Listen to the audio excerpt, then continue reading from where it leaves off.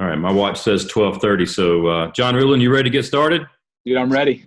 All right, brother. So, John is the number one authority in maximizing customer loyalty through radical generosity. He's the founder and author of Giftology, a system he developed while becoming the number one performer, number one out of 1.5 million sales reps at one of the world's most recognizable brands. He'll probably tell that story. Being number one out of 1.5 million is a big undertaking. He's going to be talking to us about how to improve sales, how to improve culture, and, of course, client loyalty through extreme gratitude and generosity. So, John, if you're ready, you just take us away. Cool. Well, Andy and crew, thank you, Leah, for making sure that this all happened. I'm actually getting ready to jump on a flight, and I'm going to speak to a group of 50 CEOs up in Minneapolis, and then jump on a flight to go speak in Cleveland. I'll be next door to Andy at John DeJulius's event. And so a lot of times when people, hear the topic of giftology, or they hear about what we're going to talk about, like I had the opportunity to speak about 2 years ago to a group of about 150 CFOs of mid-market companies. And the guy gave, instead of Andy's 30-second introduction, it felt like a 30-minute, but it was probably a 5-minute introduction. At the end of it, the executive director, brings me on stage, we're going to talk about, John Ruhlin's going to talk for 60 minutes about this game-changing gift strategy. And I get on stage and it was like crickets. And you could tell everybody in the audience almost crossed their arms almost in unison. And they're like, really, guy? You're going to talk for 60 minutes about generosity and gifting? That's your big idea of how you're going to grow a company? So we're forced to be on this call and you're like, man, this just seems like a weak sauce, kind of lame, warm, fuzzy. Is this guy going to make us hold hands and sing Kumbaya? A lot of times people have that emotion, and what they don't realize is really what I'm not going to talk about is gifting. At a core level, almost every business, whether you're doing $1 million in business or $20 billion in business, everybody would say that their business is based on relationships with their clients, relationships with their employees. It's like a buzzword, culture, and everybody talks a good game. But most people, if they're honest with themselves, they suck at showing gratitude and appreciation for the relationships that matter the most. I see it in people in their marriages. I see if you talk to people hey, are you feeling overappreciated today? Most people are starved for gratitude and appreciation. And so if relationships are our most valuable asset, how we show that to people, whether it's to the janitor, whether it's to our assistant, whether it's to our biggest client, most people make decisions at an emotional level, and then they justify logically. And so what I'm going to walk you through before I dive into the marketing system is a little bit about history, because sometimes people think, well, maybe John got lucky. Maybe he got to be the number one sales rep out of 1.5 million because his dad owned the company, or maybe he got had the right country club that he was a part of, and he got born with a silver spoon in his mouth. And so the exact opposite's true. I'm an Ohio farm boy. I grew up one of 6 kids, and I tell people if what I'm talking about can work for me, it can work for anybody. I grew up. This is me. I'm on the right here, with the glasses, and before it was cool to have denim on denim, that was me, milking goats every morning. I was the kid that showed up to school smelling like goats. I was that awkward, weird kind of kid, and I had a really strong work ethic. I was going to go make mom proud because I hated blue collar stuff, and I thought I'd go be a doctor. That was what I thought. That was the only position I thought that made a lot of money, and so I went into pre-med. And out of luck, I was dating a girl at the time, and her dad was an attorney. And when you see people that are really generous and you're poor, you notice that sort of thing. And Paul was an attorney, but every deal in town seemed to come his way. He was the guy that magically bought the land that became the Walmart 3 years later. And I saw Paul always buying things and just being just this generous guy. He'd find a deal on noodles, and everybody at church the next Sunday would end up with 20 cases of noodles. And I'm like, Paul, that was 30 grand. Are you insane? And he's like, John, I did you see the smiles on their faces? And I'm like, well, even the most evil person on the planet would smile if they got a year's supply of noodles. I'm like, Paul, that just doesn't make sense. So I work up the courage. I started interning with a company called Cutco, the knife company. If you've seen college kids, or maybe you're at a show or at an exhibit, and I didn't realize at the time they're a $250, $300 million company. I interned with them out of desperation just to get some sales experience and to make money to pay for med school. And I remember going and pitching my girlfriend's dad knives. I'm thinking he's always buying things. Maybe he'll buy something for Christmas for all of his clients. They're like wealth managers, insurance companies, lumber yards, home builders, like anywhere from $1 million to about a $500 million company were his clients. And it's pretty awkward. You're pitching your girlfriend's dad knives. And I'm like, Paul, what do you think? And he was about 60 at the time. He leaned back in his chair. And he said, John, I don't want to order a bunch of pocket knives for my clients. Even though they're all men, I want to order a bunch of paring knives. And I had like this deer in the headlights look, like, you want to give a bunch of grown men CEOs a kitchen tool. Like, why, Paul?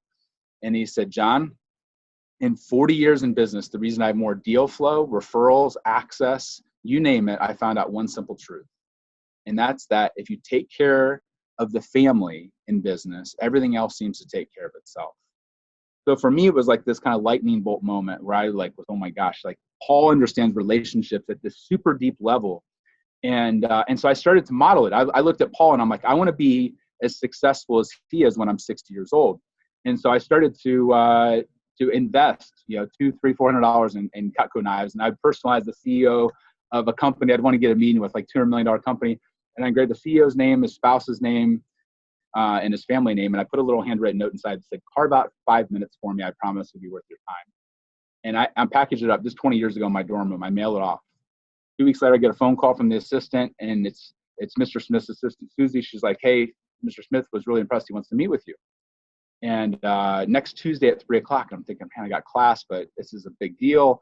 So I go, so I skip class, wear the one suit I have, wear my glasses to look smarter, go into the meeting. And it's like this huge mahogany boardroom.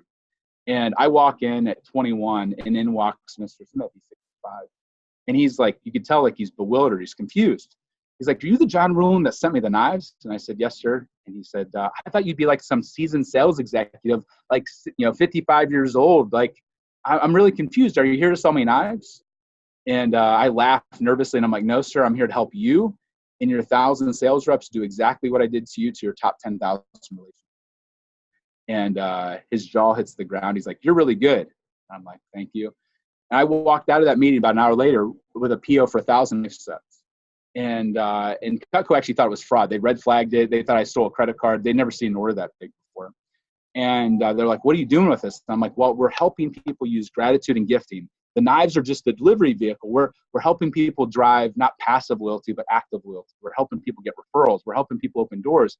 We're helping people with loyalty when it comes to their employees. We're taking care of their whole family. And they're like, what are you talking about? We're a knife company. I'm like, no, the knives are just the delivery vehicle. They're just the tangible artifact to communicate an emotion. And so I kept mimicking what I saw Paul do with his relationships. And by the time I was a senior in college, out of 1.5 million people and out of a 70-year history for Cutco, I'd become their #1 sales rep and distributor in the history of the company globally. Not because I'm the best salesperson in the world. If you just saw me, I had a Mickey Mouse tie on at the time and glasses. I was the dorkiest anti-salesperson you ever met. But I was mimicking success. And what I'm going to teach you here today isn't like pie in the sky ideas. It's not like some, like, hey, here's the 5 gifts you should buy. The things that you're going to send to people, whether they're your clients or your employees, they can afford what you're going to buy them. It's all the little things around it. It's like when you're engaging with your spouse, like people will say, what's the thought that counts? And no, it's the thoughtful thought. People want to know that you care. They want to feel an emotion. With all of our digital age in 2019, we crave connection. We crave to be acknowledged. Even billionaires crave to be respected and appreciated. And so what I'm going to teach you today is what I call the Giftology marketing system. We've been developing it over the last 19 years. And it's what's allowed us to work with $1 million companies. It's what allowed us to speak on Google's stage twice. We have 25 pro sports teams. This isn't, this wasn't tested in academia with perfect little situations. This was tried and true in the trenches. And there's 5 parts to what I call the Giftology marketing system. And at a core level, it's a different way to market and build relationships. Most people's gifting budget is embarrassing. They have $13.14 to spend on peanut brittle. I'm not going to teach you how to give a nicer box of peanut brittle. But what I am going to teach you is that there's a systematic way that if you want to deepen relationships, and if you want to get, one of our clients got 38 referrals from the Cleveland Indians. Those sorts of things don't happen on accident. They happen from intentionality. And most people view gifting as a check the box. And what I'm going to teach is you shouldn't be sending Christmas gifts. The worst time on the planet to be showing gratitude and appreciation, because you're doing that out of expectation and obligation. I'm going to walk you through, there's 5 parts.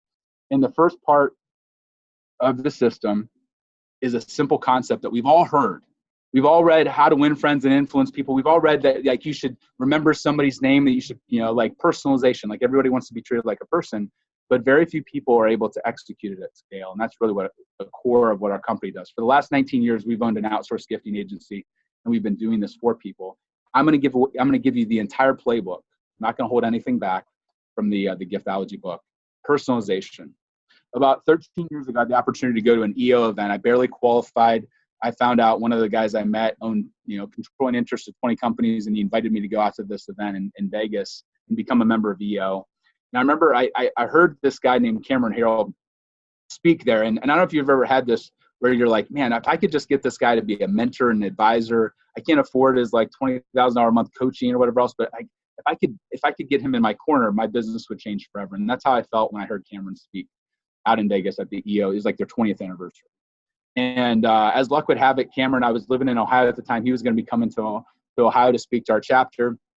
And I go up to him after. I'm like, Cameron, your talk was amazing. I hear you're coming to town.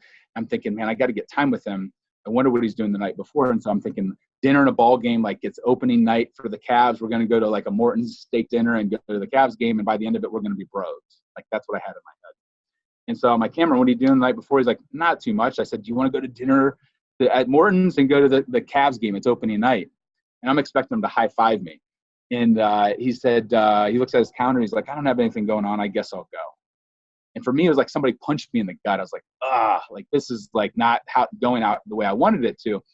And so I'm like, Cameron, what else are you going to do when you're in town? He said, I'm probably going to go shopping. And so in my head, I'm thinking, this is my angle. I said, where are you going to go shopping at? He said, Brooks Brothers. There's not a ton of Brooks Brothers in Canada. I want to go there.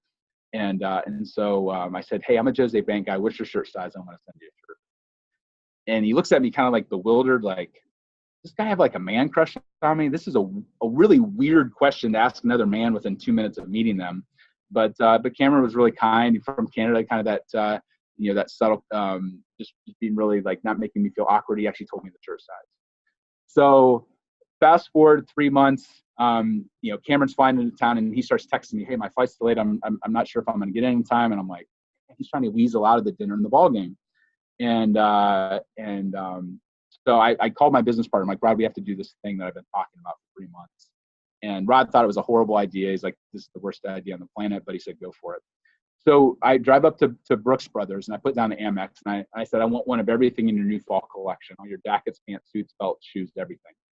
And the guy thinks I'm joking. And of course, with a deadpan face, I'm like, I wish I was joking, but I want it all.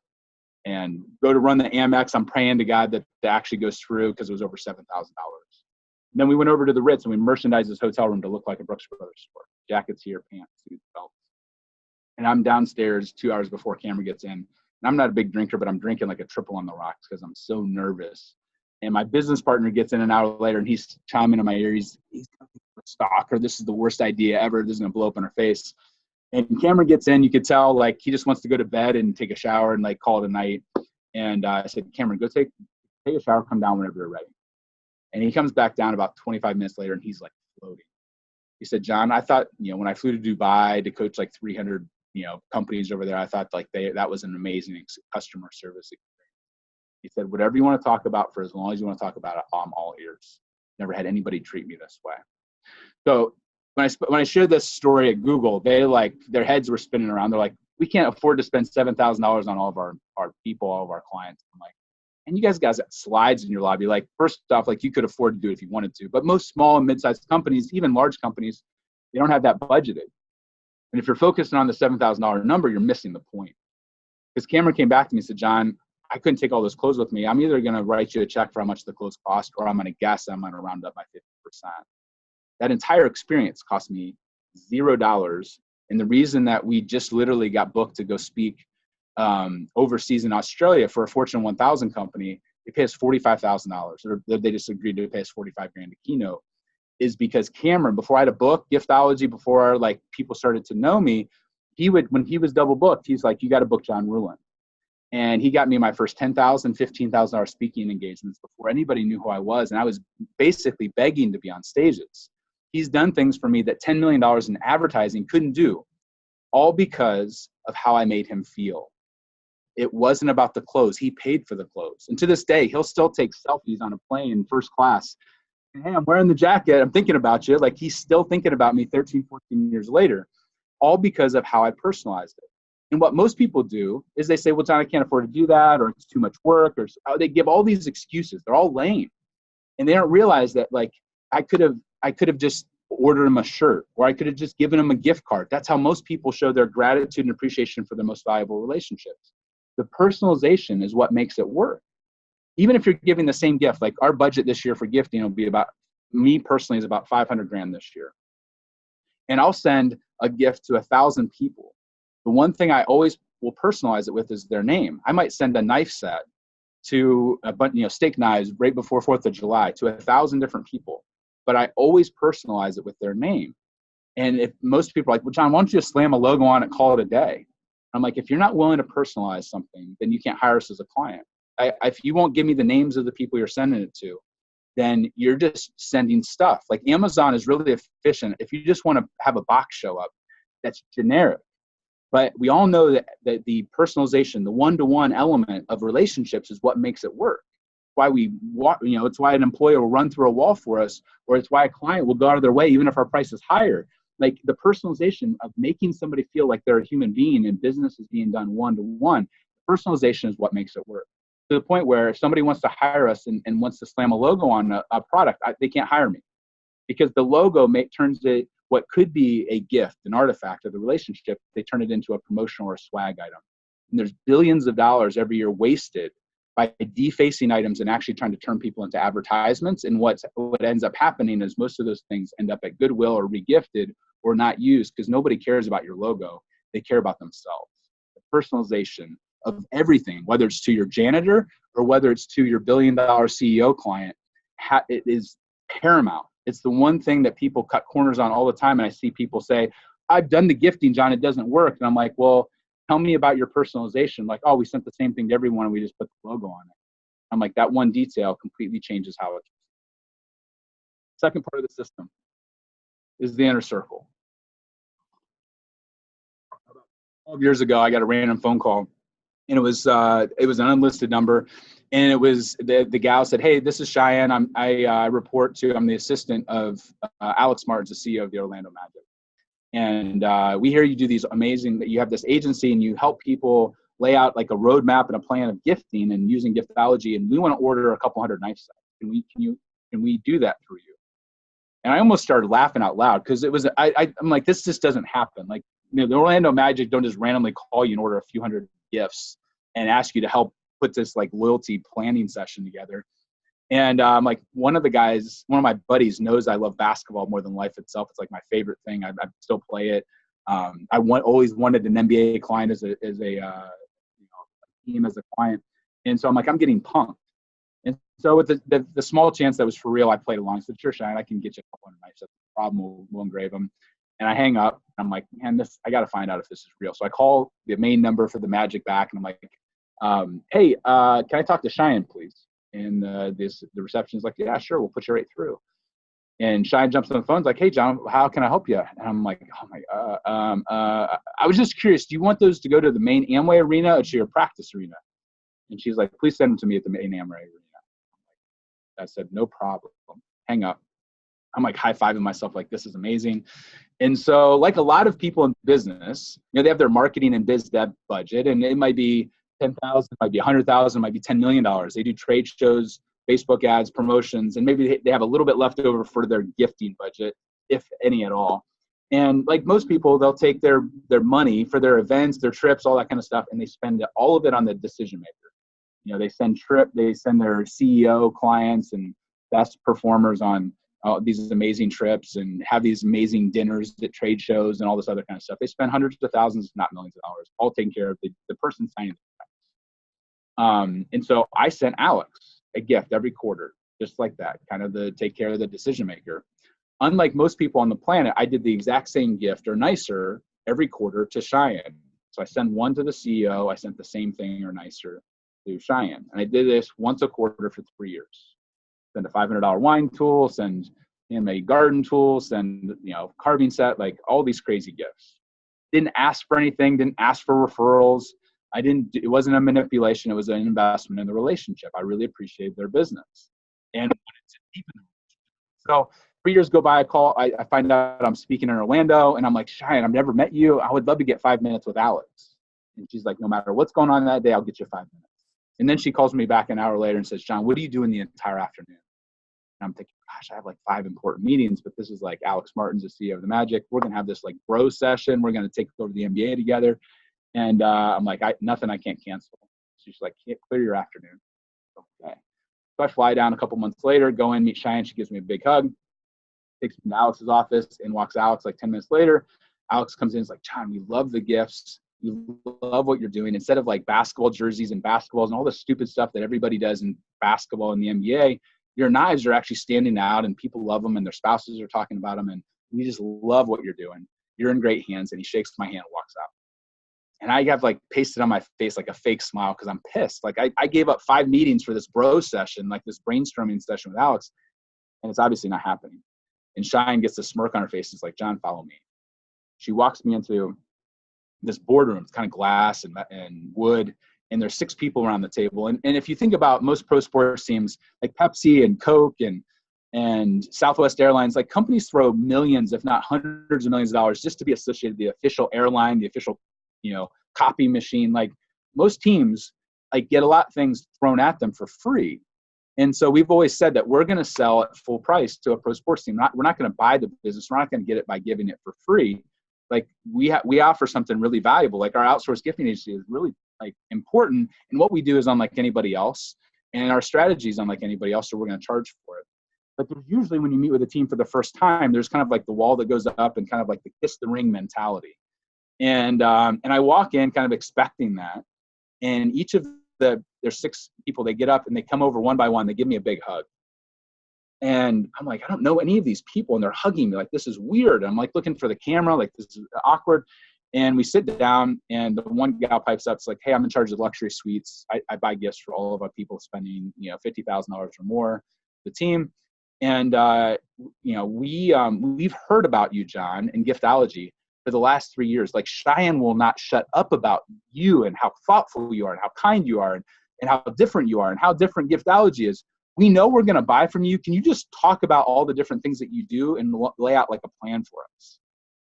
And like, I'm in giddy inside. Like, I'm like, this just doesn't happen. Like with a pro sports team, a first meeting, like this is insane.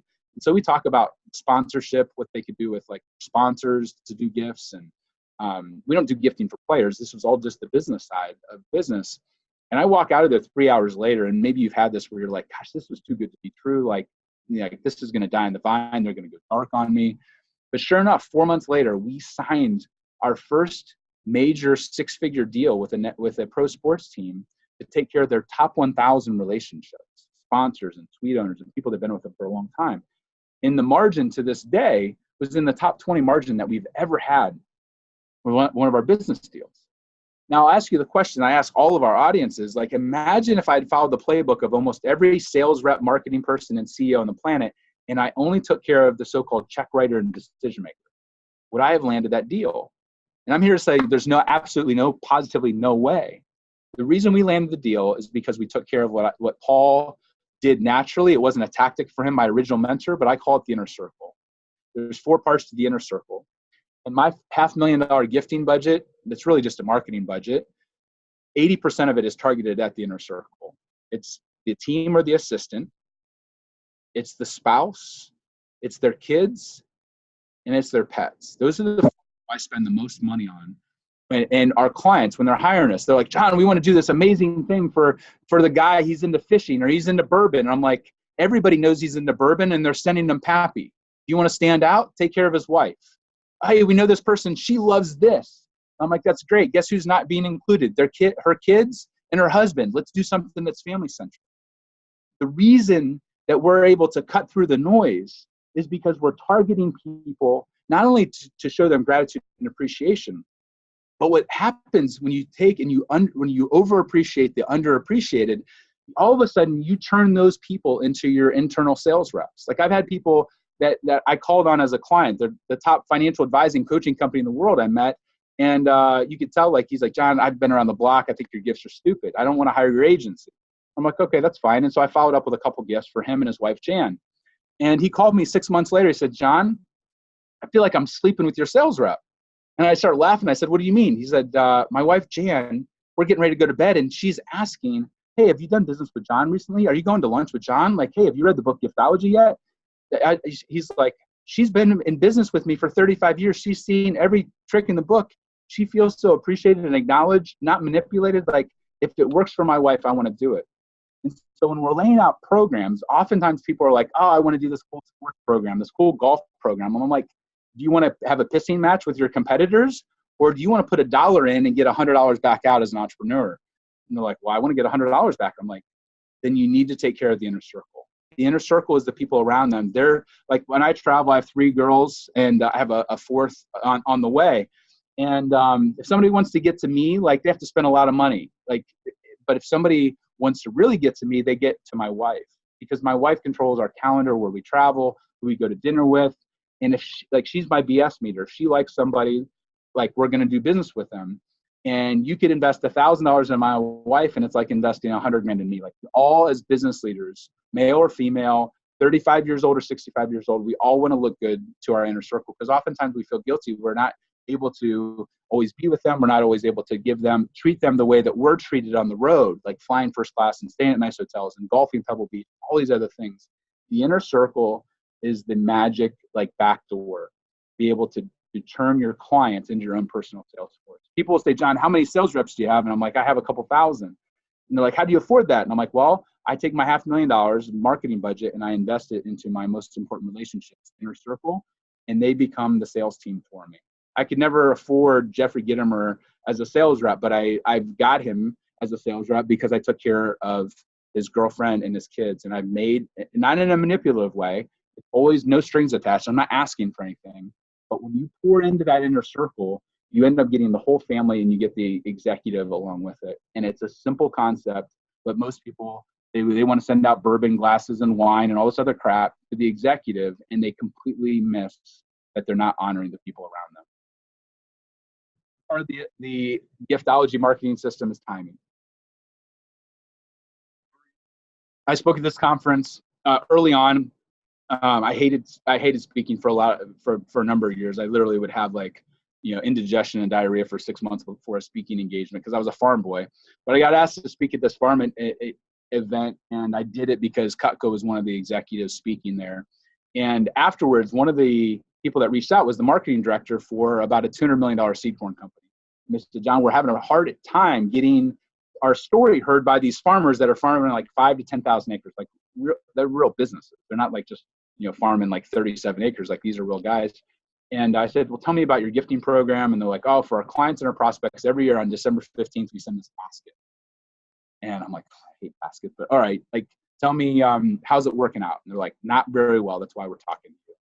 And so I said, okay, well, let's tell me a time when the farmers would never want to meet with you, but it would be meaningful and it'd be a surprise. And they said, probably after planting season. Nobody sends gifts then.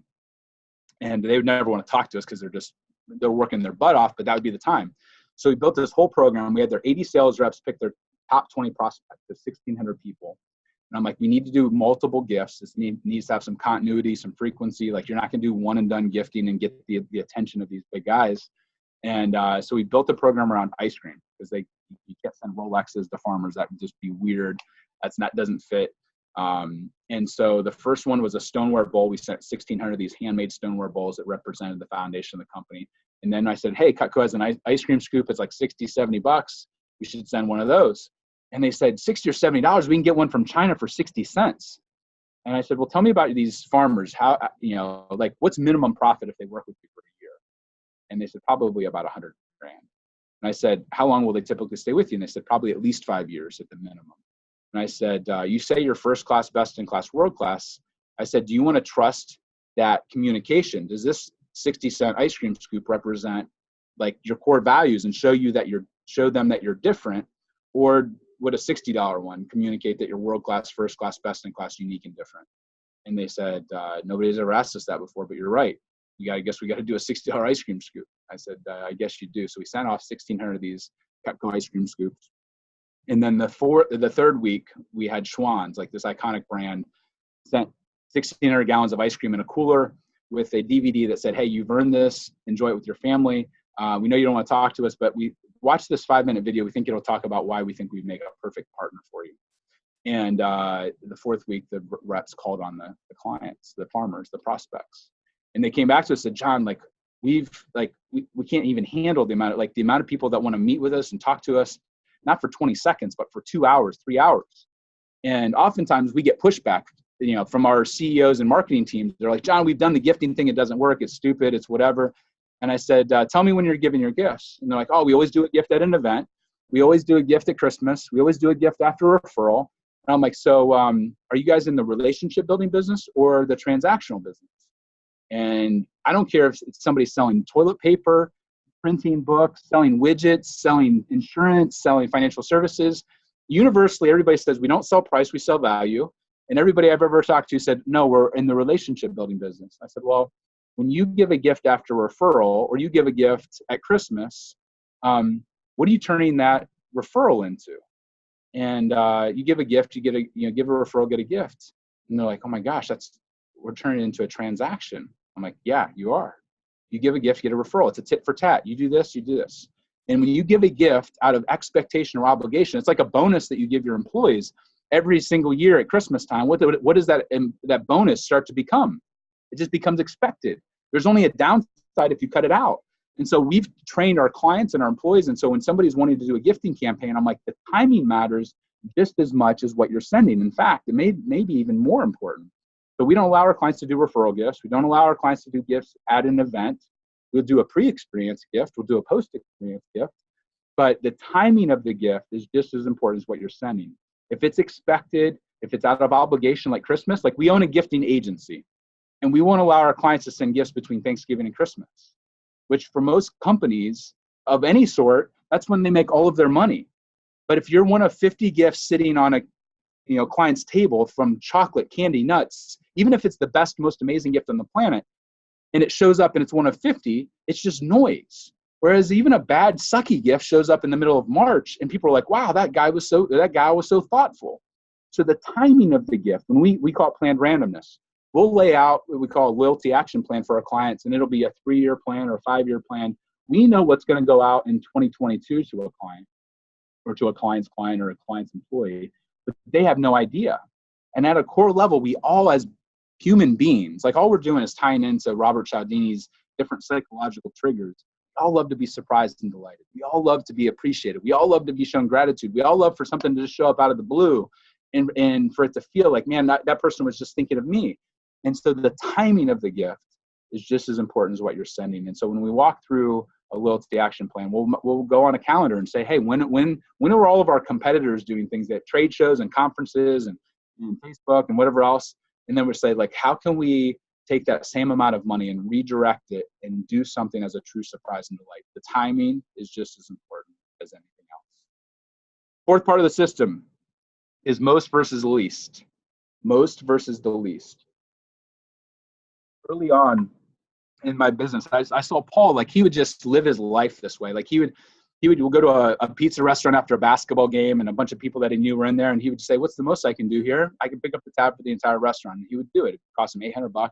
He'd sign the bill and slip out the back. He didn't do it as a tactic. It wasn't a showy thing. He wasn't an influencer. Like he was just doing it because he loved people. And I remember thinking like, man, like he takes things that most people do at a really, really insignificant level. They do the least they can get away with. And he does it like not 1 or 2% higher. It's like 10,000% higher. And when I read Seth Godin's book, The Purple Cow, I was like, Paul's just practicing. He's never read The Purple Cow, but that's all he is. Like in Seth Godin's book, it tells the story of like, if you're driving down the highway and you see a field of cows and they're brown cows, like you kind of space out. But if you're driving down the highway and you see cows and you see a purple cow, like people pull off the side of the road and they'll start taking pictures of the cow. And it's freaking cow. It just happens to be purple. And so Paul was a master at taking where most people would go, And he'd find things that at the least level, like noodles. Most people would find a deal in noodles and buy themselves noodles, or maybe their neighbor. He bought the entire church noodles. Like, he would go all in. And so I didn't have money for, $30,000 in noodles. I didn't have money for fancy brochures or a fancy website. I'm like, how could I apply this in my own business? And I remember going to this Rotary event. I joined Rotary at 21 before I was even out of college. That's a whole nother story in of itself. But I remember going to an event. I had this stack of business cards, and I looked through the cards, and they're all the same. Maybe if you're a financial advisor, you had a fancy one that cost, instead of 2 cents, it cost 3 cents because I had a little bit of silver foil on it. I'm like, what would it look like if I went and did the most I could do for the business card? And I set a goal of having a $1 business card. My buddies made fun of me. They thought I was stupid, and you're going to go broke. And they're like, are you going to have a different one for the assistant than for the CEO? And I'm like, no, I'm going to give the janitor, the CEO, the marketing director, everybody's going to get the same one. And they're like, you're insane. So it took me a long time. I ended up, when I was watching the movie Hitch, that was where I found the card. Will Smith has a card in that movie, and it's a square black card. And I found a company that would make them out of aluminum and make them look just like the Hitch one, with my name and my cell phone number. I remember going to this event. I got invited by one of my clients, Fortune 500 company, Scott's, the big lawn care company, and they were a sponsor of NASCAR. That's how I got into the pro sports realm. They opened up the doors across all of these different teams and whatever else. But I go to this event, and it's a luxury suite, and I'm a farm boy. Like, I don't really qualify to be there. I have small business, but I was getting people to advocate for me. And so I walk in, I have this huge bulge in my pocket of like all these metal business cards. And I remember in walks Robert Smith, the CEO of Lowe's, like the huge company.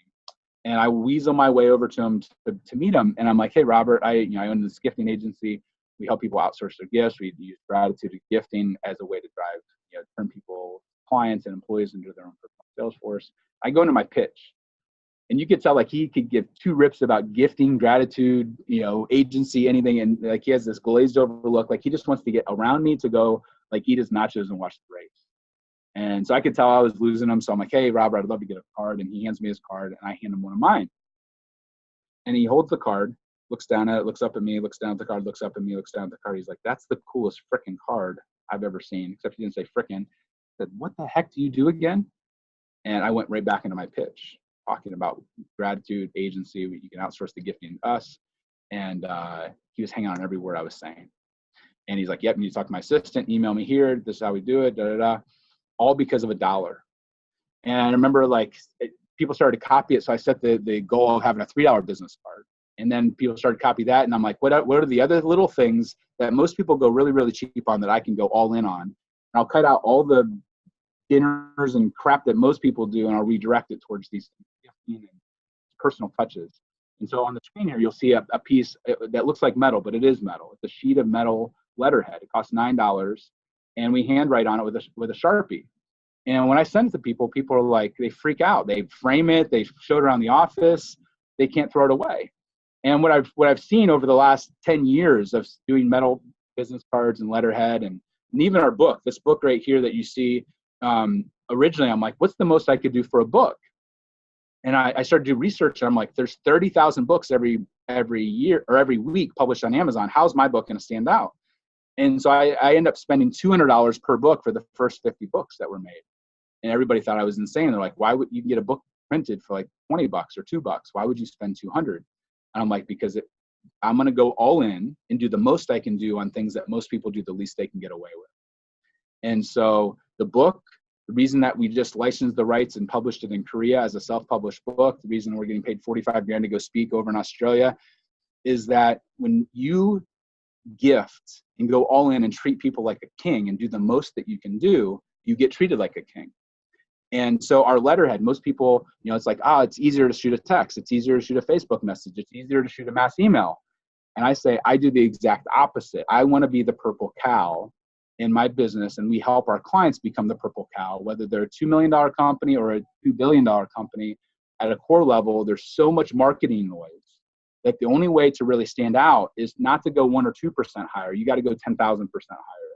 And instead of going wide market and mass, you got to go all in. And so the 50 people I sent the book to, like Seth Godin and Darren Hardy and Gary Vaynerchuk, almost all of them said it's the nicest book I've ever seen. Michael Hyatt, who gets 5,000 books sent to him every single year, said, John, I re-gift all of the books to Goodwill. I kept your book. I read it. My wife, Gail, read it, and we ordered 20 copies. And so the things that we're talking about here apply not just to gifting or artifacts or tangible things.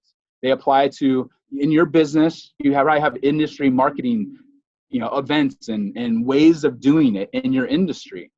And what I'll say is that if you're just having a pissing match with everybody and everybody's going all in and just incrementally beating each other, like I've seen companies spend $5 million on trade shows, cut half of that budget out and go do something else that they would think is insane. Go all in on a few versus going mediocre on the masses. And when you start to do that, people start to take notice. And we've gotten advocates and influencers and CEOs that go run through walls for us because of how we've made them feel and how we've treated them. And so at a core level, when somebody's hiring us, really we're teaching them how to think like that purple cow mentality. And so the book, the metal letterhead, find the areas where everybody's going super cheap and thinks it's insignificant, and go all in on those areas and cut out and redirect budget from everybody else. That's the most. And this concept just kind of is a great diagram of that. Most people, investment brokers, agencies, doesn't really matter the industry. This is, hey, I got 100 clients. Hey, what should we give this year? I don't know, $25 bottle of wine. And $2,500. Maybe they get one client, they get one referral, they lose a client, total zero. Our thing is, instead of going after 100, go to 40. And instead of spending $25, spend $200. Now you have $8,000. People freak out about. And I'm like, referral to them is worth $50,000, and they'll go acquire a company, no problem, and they'll go buy, business, and they'll pay, 3 times multiple, 5 times multiple, 10 times multiple. Here, if you can start to turn your clients and your employees into your sales force for you, you get 8 referrals. That's a 400. If your typical clients were $50,000 a year to you, that $8,000 came $400,000. So it's not a matter of spending more money. It's a matter of spending the same amount of money on fewer people and going all in so that you really move the needle. And these are real numbers. This isn't like pie in the sky ideas. Like we've seen 1,000x return. You put $1 in, you get $1,000 back. Here's another one. That agency, I got 100 clients. I want to get a $100 basket from Harry and David. They spend $10,000. They gain a couple clients. They lose a couple clients. Basically net zero. This one, once again, narrow it down from 100 to 40. Instead of spending $100, add a zero, spend 1,000. People, I can tell, like there's probably people that are already starting to break out in a sweat. They're like, oh my gosh, that's $40,000. Meanwhile, they spent $400,000 on a trade show and didn't think anything of it. It's context. It's like coffee. If I said spend $3 on a business card, people freak out. Spend $3 on a cup of coffee. Nobody has that problem with it. It's still the same. And that's where we got to think the purple cow mentality. In this client's instance, they get 8 referrals. In this agency, typical client's worth $100,000. So you have $40,000 turning into $800,000. I'll take that math equation all day long. And that's the goal. This isn't a warm, fuzzy, pie in the sky idea. This is, hey, how can we think differently so that we're competing against the 800-pound gorilla that has unlimited resources? If you spend $100,000, you need to get $1 million back. And that's most of the clients that work with us are entrepreneurs or mid-size, mid-cap companies that are going up against people that are sometimes 20 and 50 and 100 times the size. And it's the David and Goliath. I love the underdog. I was just talking to somebody out in Utah. I love the Utah Jazz. I love the small market teams. I'm an underdog. I grew up an Ohio farm boy. And so these are real numbers, but this is how like numbers really break down in the real world. This is just kind of the ROI, radio, TV, Facebook, seminars. People get excited about a 2x, 3x, 5x ROI. We've seen people upwards of 100x, but even if it's just a 10x, invest $15,000 and get $150,000, those kind of ROIs and math equations. I love ATMs that you put $1 in and get $10 back out. And the last part of the system before we open it up for a question, I'm going to drill down really quickly, is what they really want. Early on in my business career, I was all in, putting in 80 hours a week. And about 11 years ago, almost everything came crashing down. I had an assistant that was stealing from me. I'd sold half the business. I went through an IRS audit, and it was right about 2007, 2008. I'd invested in real estate and a bunch of other businesses that all of a sudden came crashing down. I almost lost the company. If it hadn't been for my business partner, we wouldn't have survived. And that was right about the same time I started dating my wife, now wife. And I decided at that point in time, I wanted to do something for my wife my future wife, that was better than a $7,000 Brooks Brothers experience. Like that would be 100 times better than anything I'd ever cook up in the future. And so I decided, I didn't have much money. I was broke as a joke. I was paying back all the debtors. I'd refused to go bankrupt, but I wanted to create a movie. I'm kind of a hopeless romantic. My wife is a hopeless romantic, and we both love the movie The Notebook. And so I decided I'm going to recreate the movie for us. And my brother had just graduated from film school, and so I'm like, I have cheap labor to film it.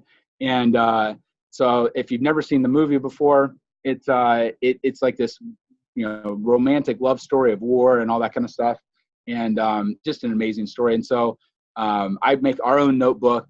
Lindsay at the time was living in St. Louis. I was living in Cleveland, and she was going to be flying on Valentine's Day to see me. And so I basically had worked with Continental to be sitting next to her on the plane, and my brother had transformed me to look like the guy here, the old guy in the movie, made me look like I was 90 years old. Looks like I had latex makeup, looked like I gained 150 pounds. I had false teeth, bifocals, like everything from a Hollywood movie. Like it was basically woven in. I had Velcro shoes and Brute cologne and Casio watch. Changed for this book, this notebook to be delivered to her at the airport, and she would be reading it on the plane and realize and get to the end to talk about growing old together. And she'd realize that the guy sitting next to her on the plane wasn't an old guy; it was actually me. And I'd sealed the ring in the back, Shawshank Redemption style. So at 30,000 feet, I could propose. And then our 200 closest friends were ready to celebrate with us, and Emily was there, and that was what was supposed to happen for this amazing gift. The night before, I did it on the morning of flying to St. Louis. My brother transforms me into this now man. He shows up at the airport, gets this box delivered to her. About 9, and I'm a pre-boarder because I'm an old. They go to take me onto the plane, and I collapse. And Lindsay's looking at the guy, and this old guy, and she's like, "That's kind of weird." And the stewardess is like, "Sir." They roll me over, and I'm solid blood everywhere, and I'm unconscious. And they're like, "Oh, this is not how it's supposed to be going." So they think the old guy's having a heart attack. So they call 911, and a pilot gets off another plane, comes over, sees the guy, and pulls the defibrillator off the wall and starts cutting clothes off to put paddles on me. And they shock me. And now the wig's coming off and the makeup's starting to come off. And Lindsay, my girlfriend at the time, realized it's not a 90-year-old man. This is her boyfriend. And she melts down. They have to build a wall of people around me.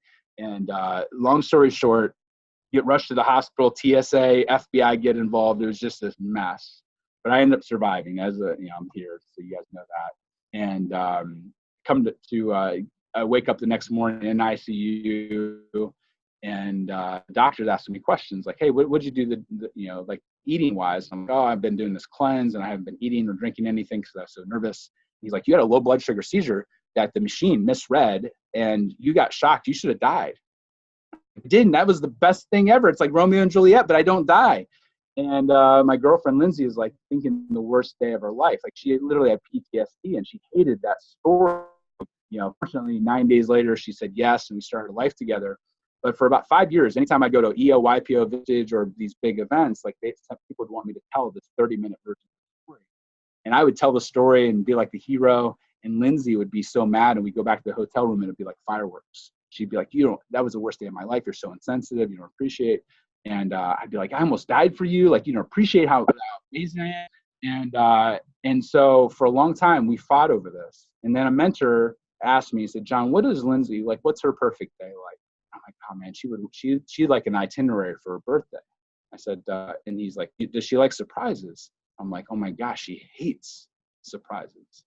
It was like somebody punched me in the mouth and the gut at the same time. And I realized at that moment that I'd made that entire gift about me, about what I liked, not about what she wanted. She just wanted to start a life together, a simple dinner, no fanfare, no production, no movie.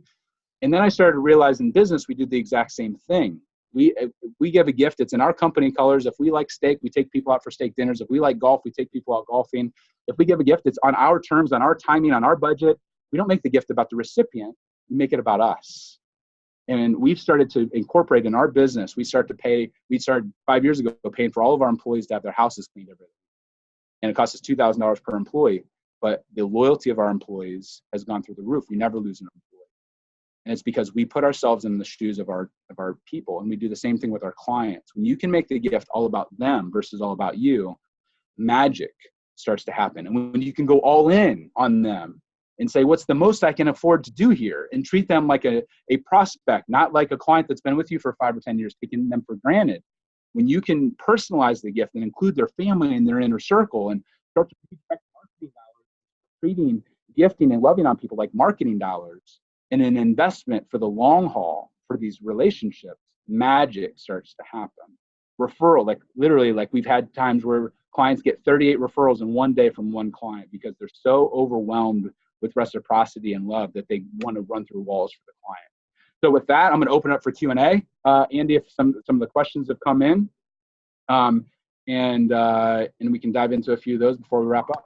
Yeah, we got some questions coming in. Leah's going to read a few of them to you. Before we do that, John just helped us with, we have Petra Academy and Petra University. So a couple times a year, our entire team gets together and we sent out a set of Cutco knives to all the team members. They were waiting for them within a couple of days after the event for carving out some time. So I appreciate your help getting that done, John. It was really impactful, and everybody, I was getting texts and emails and everything else. I even got some handwritten notes of appreciation. So I appreciate you doing that. Yeah. Simple concept. It's not, not rocket science, but loving on people at times that's not expected and including their family and making it all about them. People ask, what's your most popular gift right now? The New York Times asked them, like, the stupid knives.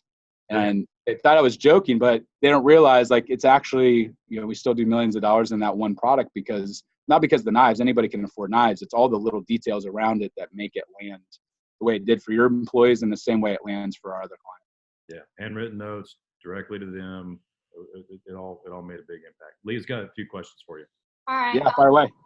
Start with this question. It says, any advice for smaller companies? We are in home improvement and would love to have something for our sales folk to give at appointments or after a job as a thank you. So we have some home improvement clients that we do gifting for. I don't like gifts for the sales rep to hand out because they tend to be generic. They tend not to be personalized. It's almost like the closing gift for a real estate company. It's kind of expected and it feels trinkety and it doesn't feel significant. So what we've done for our clients in that same industry is they'll send us a list of everybody so we can personalize it, engrave it, whatever it's going to be to them, their family. We can handwrite the note for them, and then it shows up 2 to 3 weeks after a project's done. So the person, they've already paid, they've already had the engagement, and then the note and the gift come from the sales rep, but it's all automated in the backdrop. But it's showing up 3 weeks later as a surprise and delight versus, hey, I had this in the back of my trunk. Here you go. Here's some brownies, or hey, here's a Frisbee with my logo on it. Which is what most people do in any industry, but especially home improvement.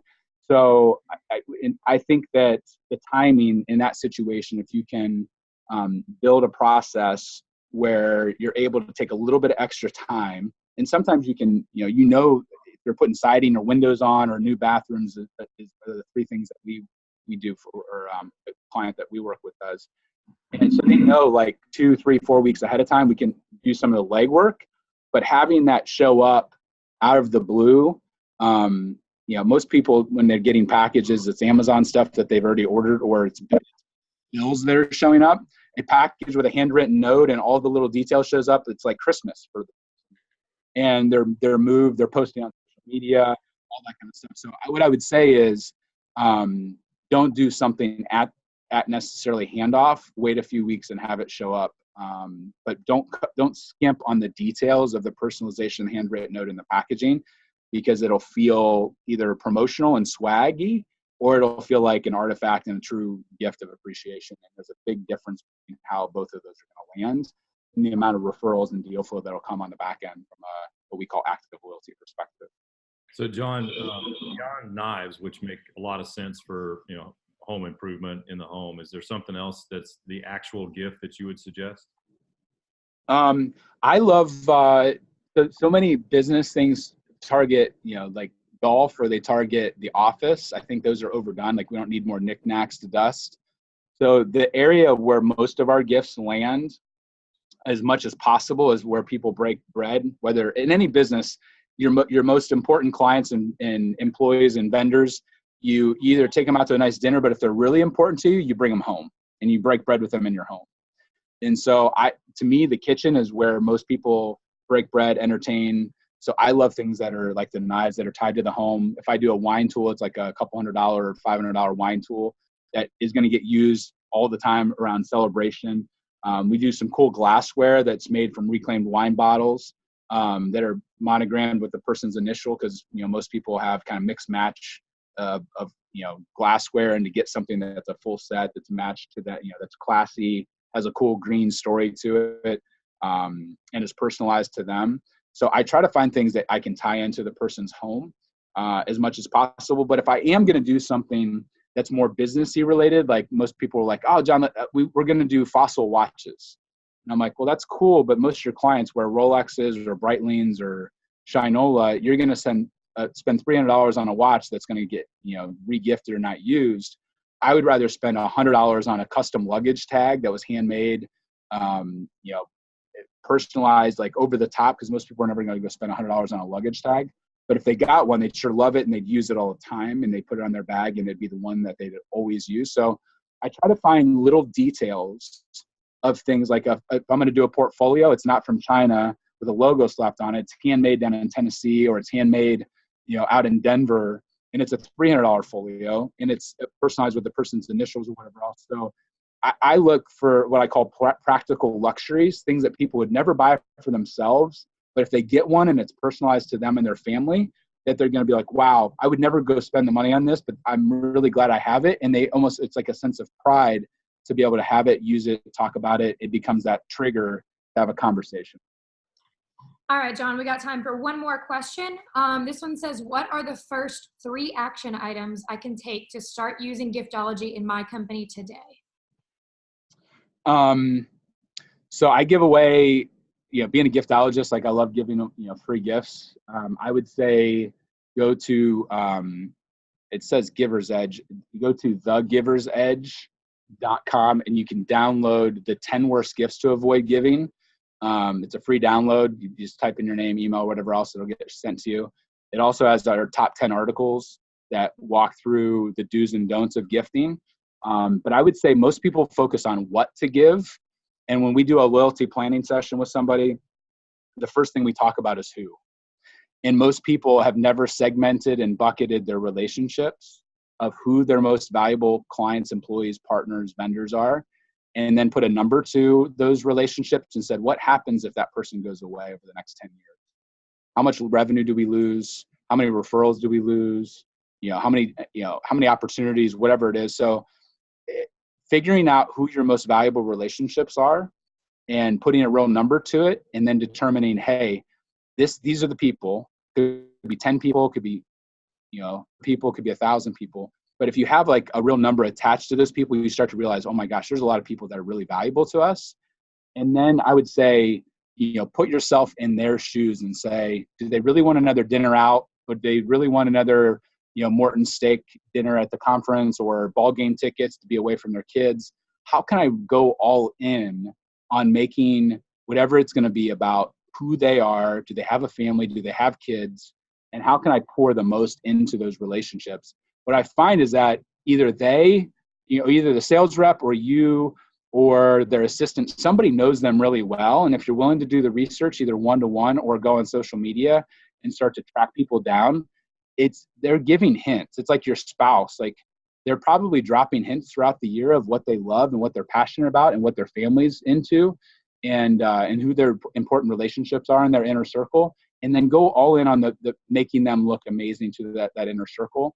But I would start with the who, and I would start with taking me up on the free gift and being able to understand what are the things that work and don't work when it comes to the what of gifting as well. And John, you were earlier talking about a newsletter that was available. Is that also on that same website? Yeah, The Giver's Edge. Yep. So thegiversedge.com. Put your email address in there, and there's a newsletter that comes out that helps you with giftology and become better at this giving piece, right? Yeah, we basically take the articles and stuff that we write for Anchor Forbes and we put it into a newsletter format. It's sent out twice a week. We try to make it as fun and amusing and but as informational. So we basically take the book Giftology and kind of drill in deep on each of the different parts of the marketing system to get just so people can at the end of the day, my goal is if I can get 1 million leaders to be more radically generous with their relationships, whether they hire our firm or do it on their own, I know that good things are going to happen in the world from business leaders going all in on their people. And so you give everything away in that newsletter. Awesome.